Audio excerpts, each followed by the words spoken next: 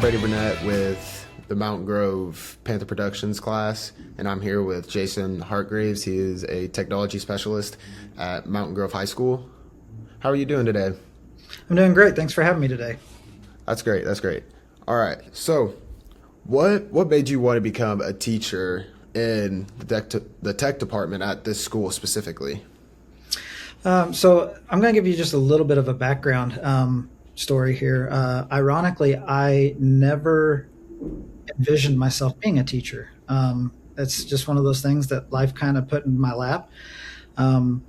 Originally, I didn't know what I wanted to do. I had tried my hands at a lot of different things in high school and after high school. And, you know, one day I was working on a computer and I'd been working on it for hours for somebody. And I thought I should do this for a living, you know? And so I went back to college and graduated college, was working on the road, loved working on the road, had a great group of guys I worked with. But I was ready to kind of settle down, try to start a family. And so I was laying in bed one night and I just kind of, man, I just need a path forward to get home, you know? And I threw up a Hail Mary prayer. And about 15 minutes later, I got a text saying there's going to be an opening in Mountain Grove schools for a tech department job. And so I thought, well, I should apply for that. And the rest is history. I applied, ended up getting the job, and was nervous as could be, to be honest with you, to be a teacher. Because like I Yeah. said, I never anticipated that. But it's been very, very rewarding and great. I've loved it every year Yeah. I've been. I understand a little bit being nervous because it's like your first, it's like kind of like your first job. You don't know what you're expecting. You don't know what's Yeah, to come after. exactly. You're Exactly. about to learn new things, meet new people. Oh Who yeah, and knows? and you have to learn some new skills. Not only do I have to keep my tech skills sharp, but I also have to keep my instructor skills sharp too. You Yeah. know, but it's very rewarding, and I would recommend it to anybody. hmm So who was the teacher before you at the tech department? Um, so when I started here, I replaced a gentleman named Steve Sanders. And he's actually, last I knew, he was still in the educational realm, but his main goal was coaching. And so he did a good job in the department, but it just wasn't his passion in the educational realm. He did Yeah. still want to deal with students and stuff, but he wanted to be he wanted to focus more on coaching. And so that's what he hmm ultimately ended up doing. So I replaced him. And I worked with another gentleman named Terry Azvito for a couple of years before he fully retired from the district. Mr. Nelson, he was also here and is still here at a Yeah. part-time status. I really like how you can take someone's job and then they can still have opportunities elsewhere. It's not like you're stuck at one place or anything like that. Like you always have opportunities to go do something good and change the world or help someone out or maybe even better yourself. Maybe he's doing better off now than he was here. Who knows? That's No, really absolutely. nice. You make a great point, and that's 100% spot on. You know, just because you choose an avenue doesn't mean you're necessarily stuck in that avenue. If you're willing to put forth a little bit of extra work or maybe learn an extra little trait, you can pivot at any time. We seem to get stuck on, you need to know what you're going to do your whole life before you graduate high school and immediately go into that field and you're just there. And that's not true. You do have time to pivot in life.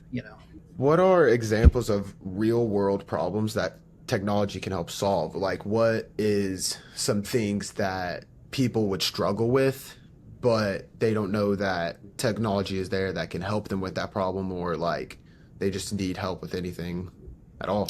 But yeah, no, that's a great question. So it's kind of multifaceted, and what I mean by that is, um, let's take it back a little bit to you know a microscope. That was a technological advancement, and look what that's hmm done for us moving forward. But moving at more current times, especially with more AI coming down the line and stuff like that, it's much easier to search for solutions to problems rather than just using a traditional search engine or researching through books. So for example, you might not know how to change your tire. You break down, you're on the side of the road. You can easily pull out your hmm cell phone, ask AI, how do I change my tire for this vehicle? And it will walk it through you step by step. That's one huge thing that I do see in today's modern world. That's a huge help. And it's kind of cliche because everybody's on the AI bandwagon, but there's some Yeah. huge benefits to that. That's what I Right. really see changing right now is things that used to be reserved, too complex for people, or you don't know how. It's not hard to learn now because AI, the way AI breaks it down. Yeah, yeah, that's really interesting because I see a whole lot of people that really only like they use AI, but they don't really they're using it just for say like just trying to get homework done or answers or just trying to find the easy way out of something, not like actually try to learn something from it and get something out of the stuff that they're Yeah, using. absolutely. Yeah, I mean, don't get me wrong; it's fun to create, a duck riding a motorcycle with, a cowboy hat on or something. That's Yeah. all fun, but that doesn't really gain us much. But it's a huge tool that, if used in the right way, can change the world Hmm. and will change the world. I think we've already moved past the point of it starting to change the world. There's no going back now. We're going to see more and more changes more rapidly. What technologies today do you think would become like obsolete, like wouldn't be used at all in like the near future?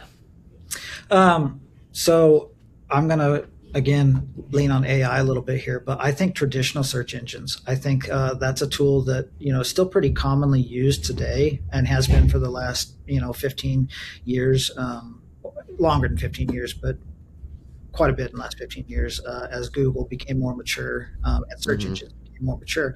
But I think that once people realize that they don't have to type in something in a search engine and then scroll through the lists of listed websites and pick one that might answer their question or might have the information they need, when you can just go to AI, ask the same question, and it will already pull all those sources for you.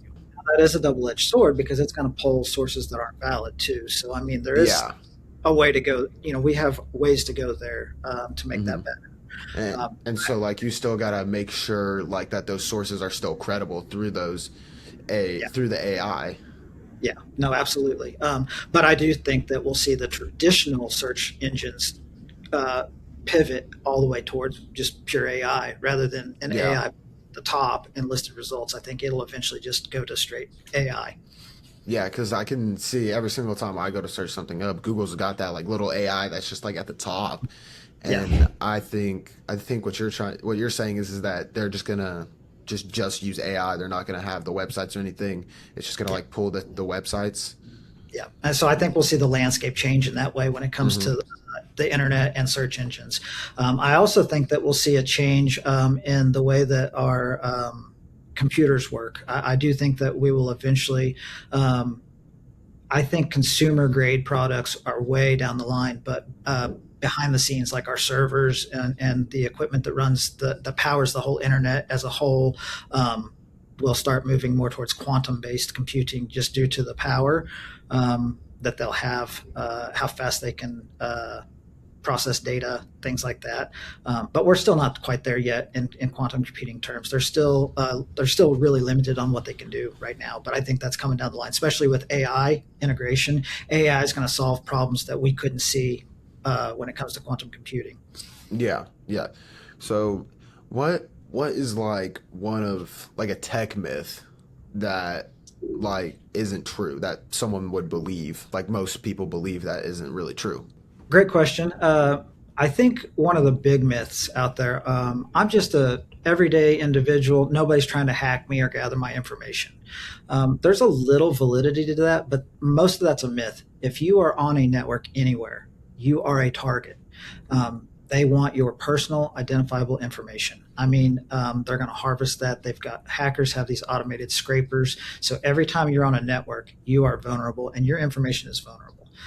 So just because you're not Walmart or Google, that doesn't mean that people are not trying to get your information. So that's a huge myth out there. Just because you're a small fish doesn't mean your information is just perfectly safe. They're going to get that information or try to, and they're going to use that to maybe leverage a company you work for, maybe leverage your family and friends to get them to pay money. Like you you've heard these scams where they get phone calls saying it's you and you're in trouble or hurt and you need money. Yeah. Everybody is a target now, and that's why it's really important when it comes to your online safety, when it comes to passwords or multi-factor authentications, things like that, because you're a target. Hmm. What can someone do to help prevent that from happening? Like prevent being targeted or their stuff getting hacked or anything like that? That's a great question too, and I get asked that from time to time. And there's just a couple quick things that a person can do that really helps, and some of them are cliche, but they are the truth. A complex password, you know, password 123 is unbelievably insecure, but it's still used an unbelievable amount of times. In fact, uh, I have a video that shows just how easy a password of Panther with a capital P 123 can be hacked. It's a real pared down video, but it gives you, I mean, it cracked it within a couple seconds. So ideally, you want a longer password with some symbols there. And in today's modern computing, if you don't have 13, 14 letters, digits, characters, upper and lower, you're probably starting to flirt with disaster. The next easy step, and I know that it is a little bit of a hassle sometimes, but that is multi-factor authentication or two-step authentication or two-factor authentication. They're all pretty much all the same thing. Yeah. But having that extra little step is unbelievably crucial in today's world. Although they're still somewhat insecure, it's a huge roadblock. It's kind of like having your front door locked. Most people are going to walk by, see that it's locked, move on. You know, if you don't Yeah. have it, the door's unlocked, they're going to step in and get your information. So that's really one of the big things is your password. The second thing is public networks. They are ripe for the picking. I can go sit in a McDonald's parking lot. I can get on their public network and I can see every piece of information that anybody else on that public network has transmitting across that network. If you're smart enough to reconstruct that information, which isn't super difficult if you have the know-how or the tools, you just gathered pieces of information on that person. And especially if they're doing banking or something to that effect, Hmm. you could in theory intercept some things that, yeah, there's going to be some of that data that's encrypted, but I'm still gathering information. I'm still gathering breadcrumbs. So weak passwords, open Wi-Fi, both very dangerous. So how do they do that? How do they like hack into your stuff and get all your information? And like, do they have programs to break, like, get through your passwords? Like you were saying, like that video you made, you said that you had this thing that just cracks someone's password and like really fast. You didn't give it time, but you said it was really fast. So how does one make one of those programs, and how do they do stuff like that? Well, that's kind of the dangerous side of things in today's modern world. You don't have to make the program; they're already made. You just have to know how to use them. It's really quite simple. The tools are already developed. It's just a matter of plugging in the pieces of information. So, if I was able to intercept, your network traffic, and your password is hashed or encrypted, if I can pull out that hash or encryption method and figure out what hashed it, what hash type it is, or what encryption type it is, I can enter that into the tool, run the hash or encryption through it, and with enough time, sometimes it's almost immediate, sometimes it could take days, weeks, months, or years, depending on the target. Bam, now I have your password. That's one piece of the puzzle. Now all I have to do is get your username, or I can use that password to then use a automated tool to put random usernames in the username box and click submit with your password until it opens up. And then now I have your account open. So when they do that, it's kind of like just trial and error, trying to figure out what fits where with it. Sometimes, yeah. If they don't have every piece of breadcrumb that they need, or pieces of information that they need, yeah, then you kind of start guessing with a brute force. But there's multiple styles of attacks. That's just one avenue, and a pretty common one. And so that's why you hear online, don't answer these quizzes about where you went to school or what your birthday is, your favorite vehicle, because those are all common security questions too for your password security. If Yeah. you get the answers to that, I can reset your password on a lot of sites. That's crazy.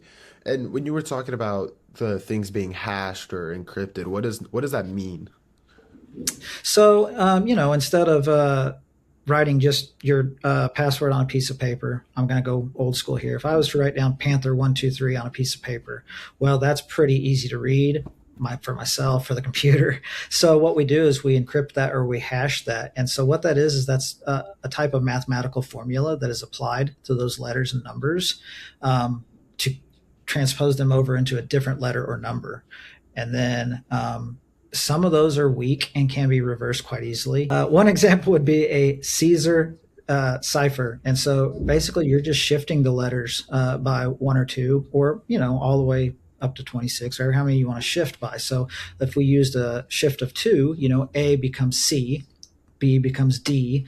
Well, now it doesn't say Panther 123, but a computer can reverse that almost immediately. It knows that. So even though it doesn't say Panther 123 and it's hashed, it doesn't matter. It's not hashed strong enough. But that's a low-lying example of what hashing and encrypting is. Hmm. And when someone gets one of these programs to get through there, does it cost them any money or is it free? No, no, you can pay for highly advanced ones, but if you just learn some of the skills, a little bit of the underlying skills, all those tools, or most of those tools, are publicly available. They're open source, so anybody can look through them, can utilize them if they know how.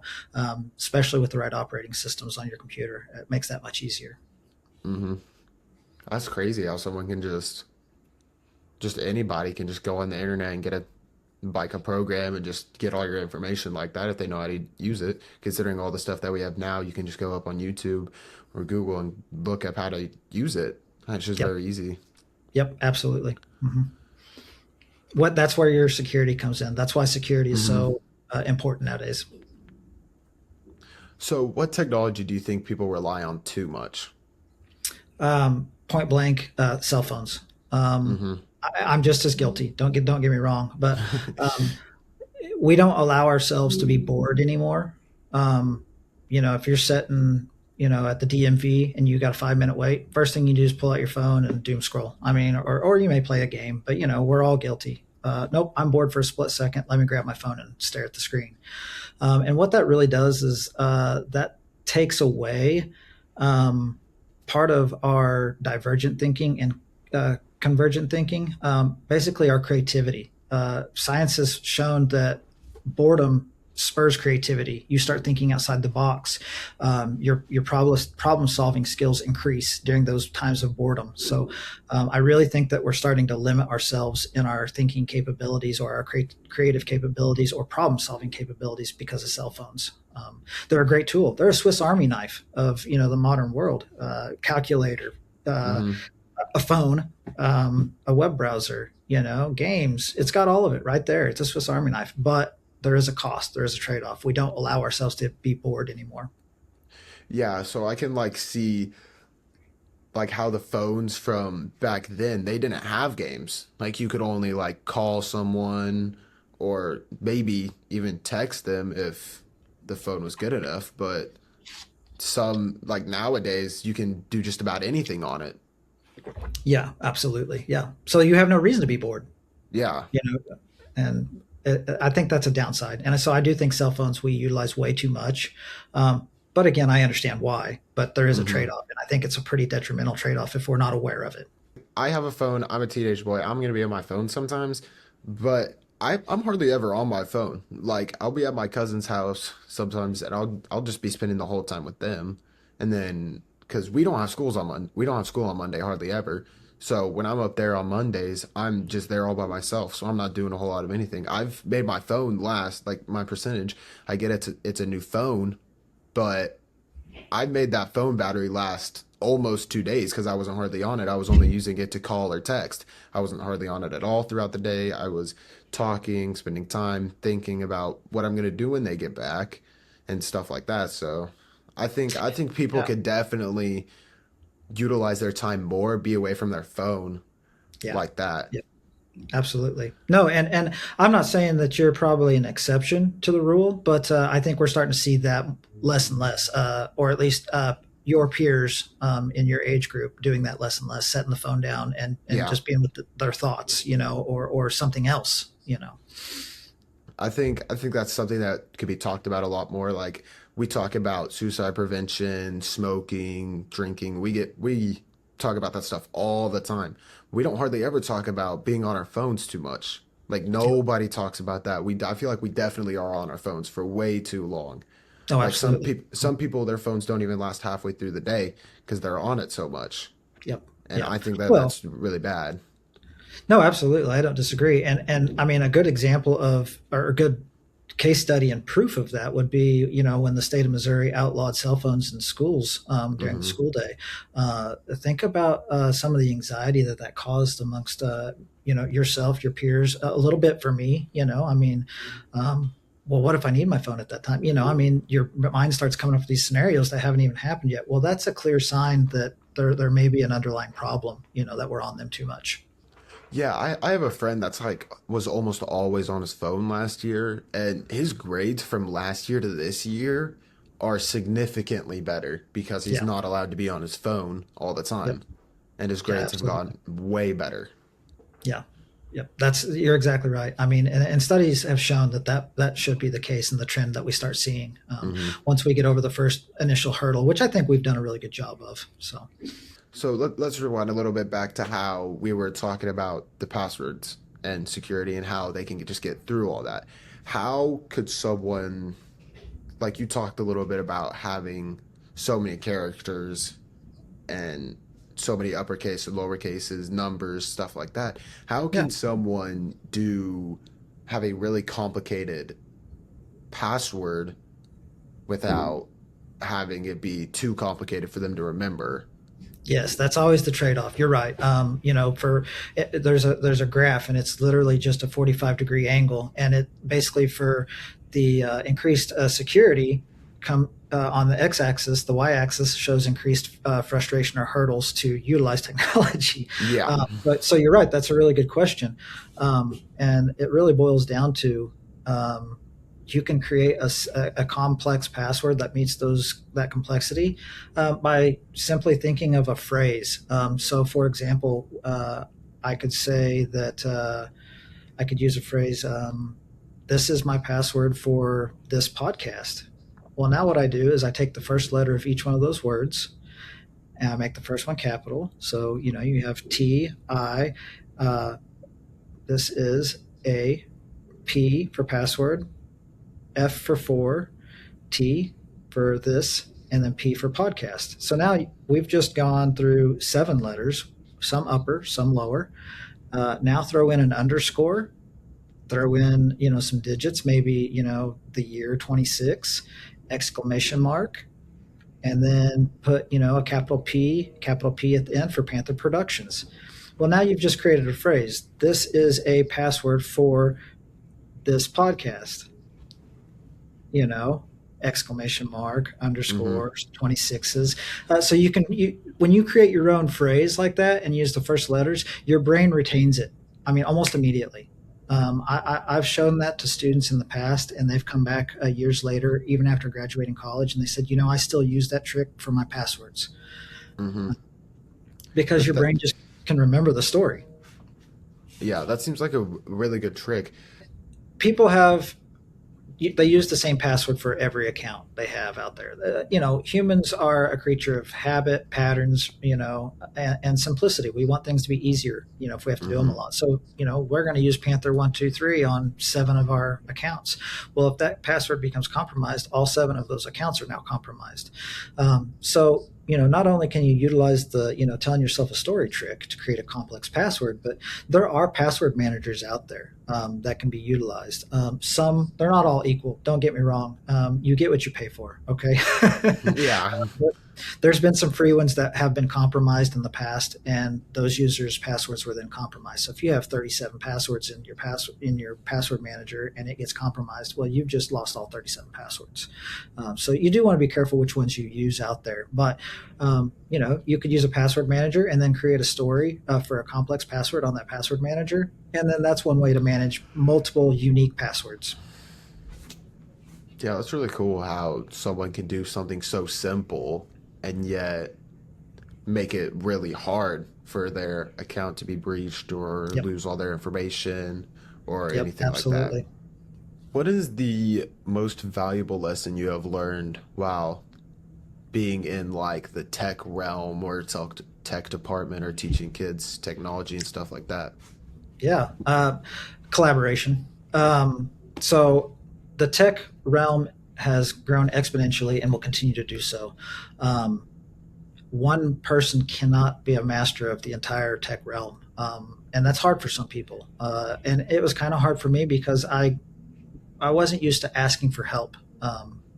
But, you know, there's certain things in the tech world that I'm really good at, and there's things that I'm terrible at. The things that I'm terrible at, it's okay for me to go ask somebody who's really good at those things for help. Mm-hmm. That's okay. I need to collaborate with them because sooner or later they're going to need my expertise too, and they're going to ask me for help. So in the tech world, it is crucial for you to understand how to collaborate with others or ask for help from others.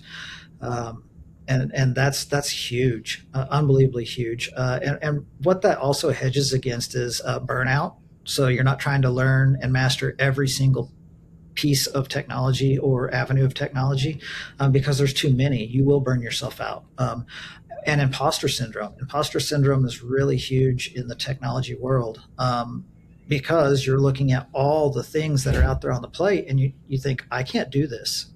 Well, you're not supposed to be able to master all those things. You're supposed to master some of them that you are good at or you are innately good at or you like, and then reach out to somebody for the ones Mm. that you don't, So that kind of curbs against imposter syndrome, which is especially high in the technology world. And if you don't know what imposter syndrome is, that's just simply thinking that I'm an imposter. I shouldn't be in this field. I'm not good at it. I shouldn't be in it. I'm not as good as this skilled technician over here in his Mm-hmm. realm. Um, and it's really hard on technicians or people in the technology field. But being able to collaborate and understand when to ask for help really curbs that a lot.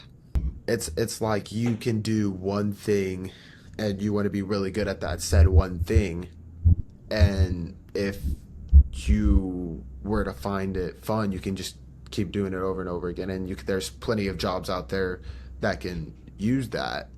Yep. And if you find that job and there's other things that come with that job that you're not so good at, there's definitely someone around that you can just ask for help. Like there's always ways to get stuff done because there's so many people in that field, right?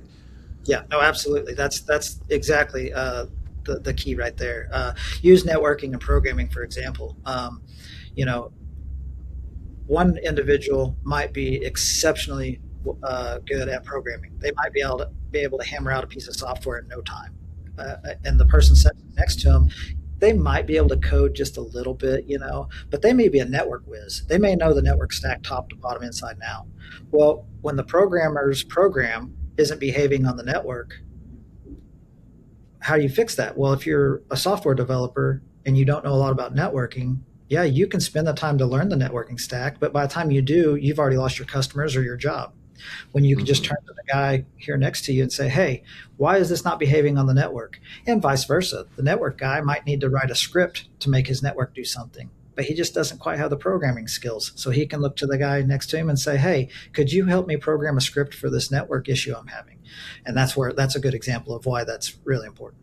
So on still like the topic of the jobs, what do you think there's going to be more jobs in the future for things having to do with technology, or do you think there's going to be less, or do you think it's going to stay about the same?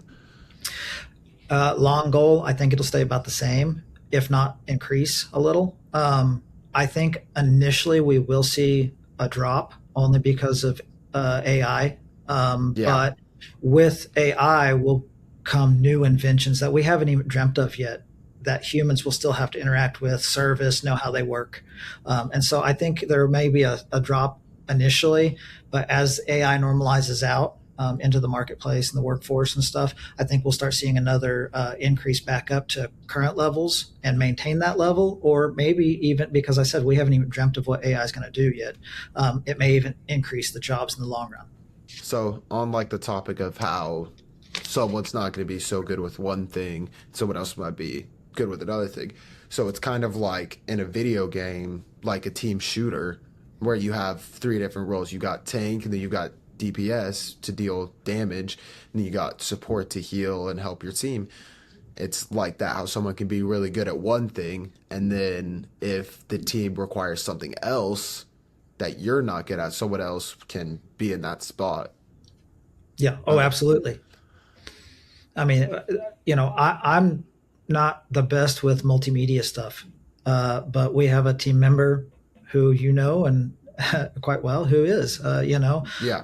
Mr. Wilson gladly took charge of that realm of our, stuff. And I couldn't be more happier because I struggle with multimedia.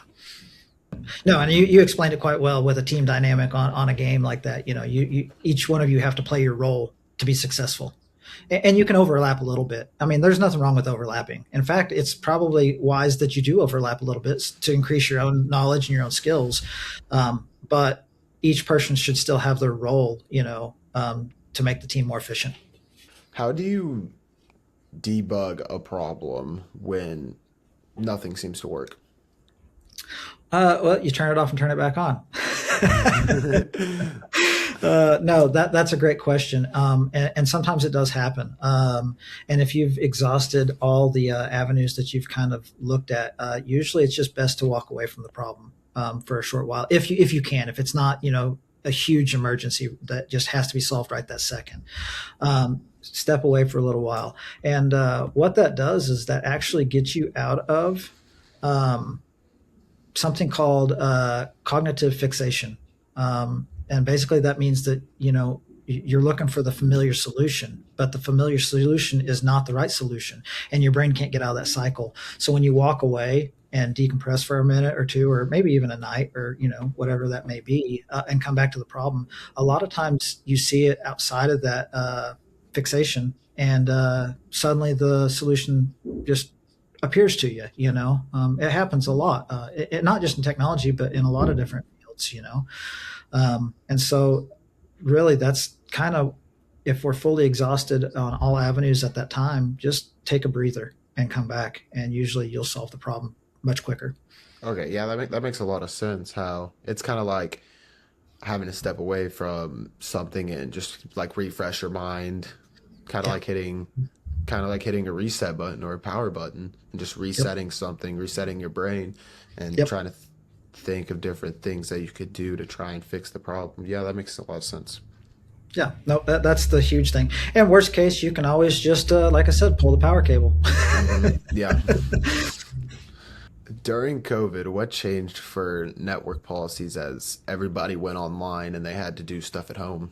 That's a really good question, and one that people don't really think about, because it happens behind the scenes, or it happened behind the scenes, I should say. Um, for our sake, on our campus, we had, I think they gave us 2 days and a weekend, so a Thursday, Friday, Saturday, Sunday, essentially, to redo our network for the high school to go one to one. Because previously our devices were not designed to leave campus. In fact, they stayed in set classrooms. Hmm. So really what we had to do was we had to overhaul the entire network to go hybrid, basically. And so every room had to have an AP that any Chromebook could connect to, so that you could roam the halls with your Chromebook, go to each classroom rather than having set classroom networks. So it had to be, I'll use the word mesh, but that's not the right technical terminology for technically what we were doing.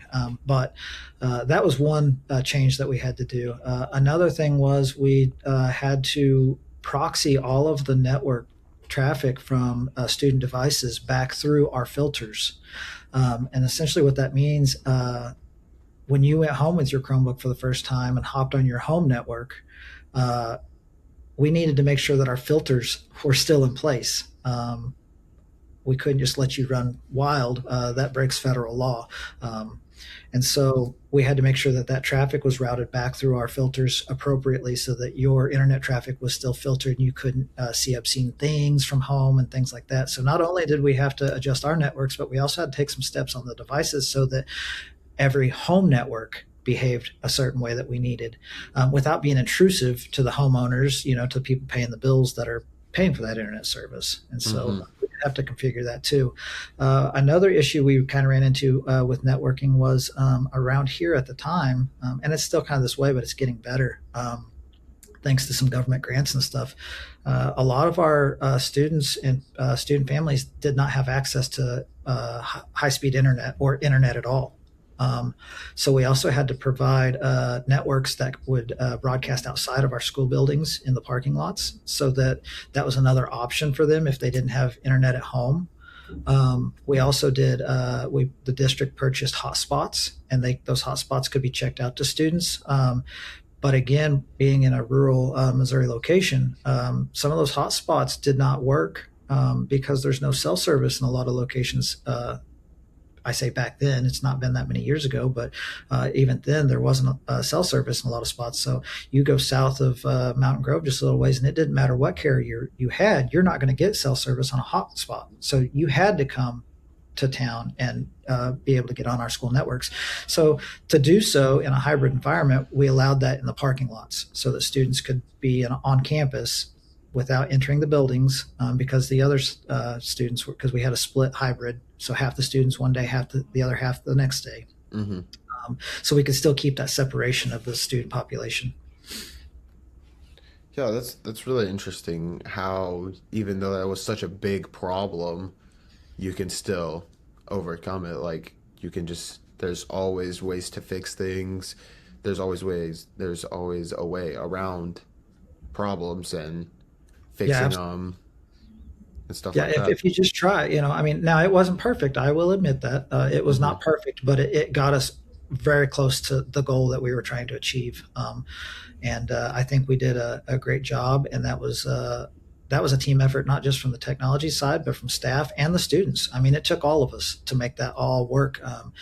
Students had to let us know if they were having problems at home network wise. Whereas used Mm-hmm. to, they would probably never reach out. And so it was a team effort from the whole campus and community, and I think everybody tackled that quite well. Mm-hmm. So what is it?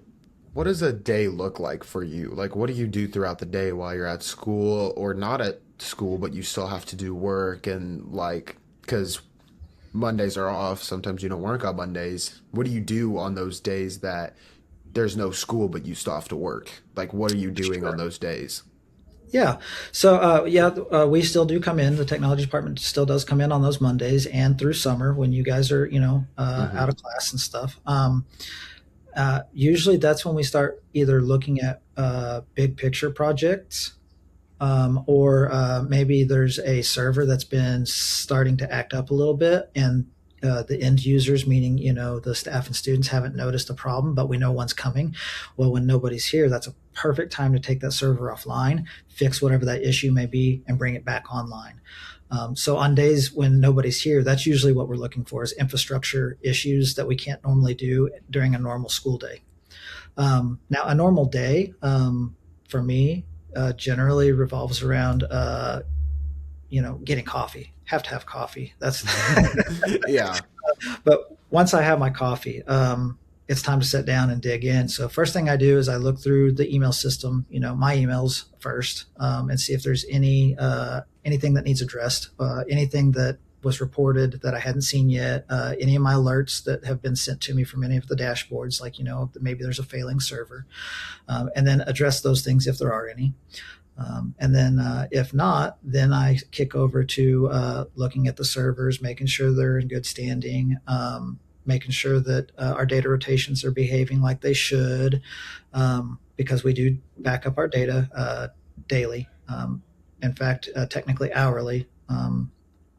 And so I need to make sure those systems are still working. And then about that time is when my first group of students get here, and that's when I kick over to the ticket system, which we use. It's a help desk system where staff members and admins can put in tickets saying, hey, my Chromebook's misbehaving, or my projector's misbehaving, or whatever it may be, printer, or maybe, hey, my network's not working. It's not there at all. And then that's where the students that I have, they step in, and I start looking through the ticket system and deciding what we're going to address that day, using our students to help. And so once I get through the ticket system, Then it's just kind of what tidy up needs to be done for that day, and that could be a mix of things because usually it's towards the end of the day by the time that happens. Hmm. How would someone recognize a problem with their network or anything like that, so that way that maybe they can fix it on their own, so that way they don't have to like spend money on it to go somewhere else and have them fix it for them? How could someone figure out the problem and like do it themselves? Well, take it back to basic troubleshooting. Most people want to jump to conclusions that it's the network's fault, if you will, whether that be in an office or a home. Oh, Hmm. the network's misbehaving, but a lot of times it's not really the network that's misbehaving; it's the device you're on. And so, doing things like updates for whatever reason tend to cause your network to appear like it's not behaving, but when it's really the device that's wanting an update or needs an update. Or it could be you have a Windows machine that's infected with malware or a virus. You'll think, man, my network's just running slow and crummy when it's not the network at all. It's really the PC. So Hmm. those basic troubleshooting of don't jump to the most complicated uh, problem. Don't think that it's the most complicated piece in the equation first, and then that's where the problem lies, and that's where the solution is to lie. Start from the basics, like is my machine behaving to begin with? If the machine's clean, looks good, maybe reboot it. Maybe it's been on for a while, or check for an update. Once those basic troubleshooting steps have been done, if the issue is still there, that's when it's time to start looking at elsewhere, maybe the network, and maybe even just turning your home router off and back on. Sometimes they get hung up. They're a piece of equipment just like a computer. I mean, they have circuit boards in them that sometimes they just get locked up, or misbehave or slow. So those are some basic things. Just make sure your machine's up to date, and make sure your home network or even your office network is behaving. And if not, maybe it needs rebooted. Now, on campus, I realize that you guys can't reboot our networks, but that's where you would reach out and say, "Hey, my network is misbehaving, and I don't think it's my machine. Here's what I've done on my machine. I don't think that's it." And then we can look at the network. But at home, Hmm. reboot your router, see if that fixes it. Once you've ruled out the basic troubleshooting steps, though, sometimes you do just have to bite the bullet and escalate to somebody else. Yeah. Yeah. So what does the regulations look like for schools from like state, like what are state regulations and like federal like regulations that you have to have? Yeah. Hmm. So the big one, I'm going to focus on one, and it's federal, and it's called SEPA, and that stands for Children's Internet Protection Act. It's a federal law that was passed around 2000, give or take, but I'm pretty sure it was 2000. And what it does is it requires K-12 schools across the whole country and libraries to implement filters or safety measures for the internet. Mainly being obscene things, pornography, or just harmful images in general, grotesque images uh, of harm, things like that. So the federal law says that we need to have tools in place so that you can't access those things. Also, another big one is we need to be able to monitor your network activity, where you've been, because filters are not 100%. And they took that into account in the SEPA law. They know that no filter can block everything on the internet. Hmm. The internet grows exponentially, it's rapidly growing. So you're kind of playing a catch up game a lot of times. So they do take that into account, but you do have to prove that you are trying your best to filter those things. And so we have to be able to monitor you.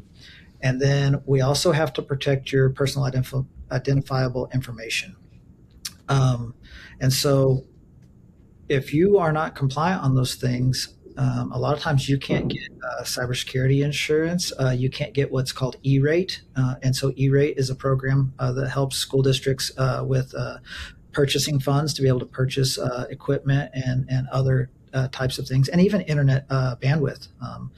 And so that's why I wanted to focus on SEPA, because it's really the big player, and it's Hmm. federal. I mean, it's across the board. So a lot of times they think that I get joy out of sitting down here and just, oh, here's a website I'm blocking, here's a website, you know. And that's not necessarily the case. Sometimes, admittedly, yeah, I might. But no, as a general rule, I am trying to just follow the law and keep you guys safe. Hmm. My big thing is I want you guys safe, but I also want us compliance with SEPA law.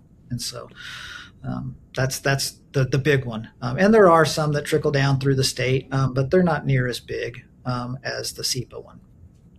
So I know, like, up until this year, YouTube hasn't been blocked. Why is YouTube blocked all of a sudden? Like, why can't we go on there? What's Because out of all the SEPA compliance that we were trying, that was our weak spot.